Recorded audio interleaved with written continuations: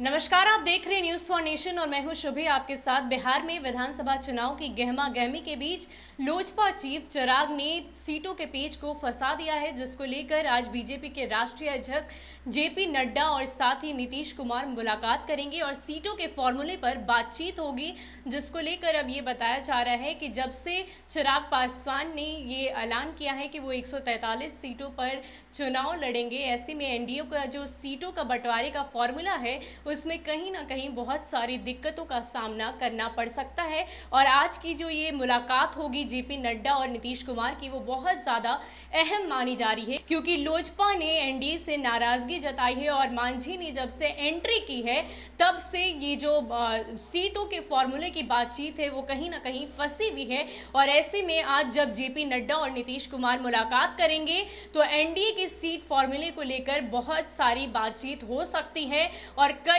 सारे जो राज हैं सीटों के फॉर्मूले को लेकर वो खुल सकते हैं। BJP chief JP Nadda CM Nitish Kumar से मुलाकात करेंगे। दोनों नेताओं के बीच सीट शेयरिंग को लेकर बातचीत होगी।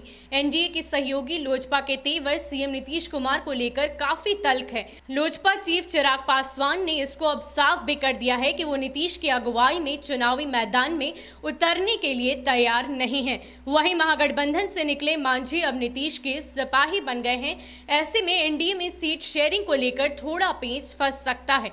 अंदर खाने से खबर है कि बीजेपी और जदयू दोनों बराबर सीटों पर चुनाव लड़ना चाह रही है, लेकिन जदयू ने कुछ ज्यादा सीटों पर प्रस्ताव रखा है।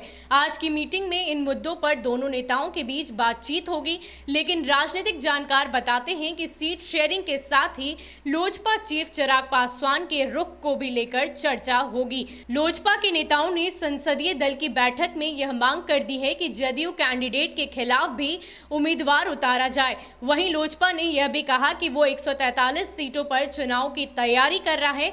अब देखना है कि आज सीएम नीतीश कुमार और बीजेपी चीफ एनडीए में जलते चिराग को लेकर क्या कुछ फैसला लेते हैं। बता दें आपको कि पिछले कई दिनों से Lojpa chief Chirag Paswan JDU party से बिल्कुल खफा चल रहे हैं और लगातार वो सीएम नीतीश पर हमले करते नजर आते हैं। कभी ट्वीट से, कभी किसी और बात से लगातार वो सीएम नीतीश पर अटैक कर रहे हैं और अब तो उन्होंने यहाँ तक कह दिया है कि हम नीतीश कुमार के नेतृत्व वाली सरकार में उनकी अगुवाई में चुनाव नहीं लड़ेंगे और पूरे 143 सीटों पर हम चुनाव लड़ेंगे। ऐसे में देखना ये दिलचस्प होगा कि आज जो जेपी नड्डा और नीतीश कुमार की बैठक होगी उसमें क्या कुछ अहम फैसले सामने आते हैं, क्या कौन सी बातें सामने निकल कर आती हैं, सीटों के फॉर्मूले को लेकर कौन कौन सी बातचीत सामने आती है। फिलहाल के लिए इतना ही। ऐसे ही अपडेट्स के लिए आप हमारे साथ बने रहिए और देखते रहिए न्यूज फॉर नेशन। नमस्कार।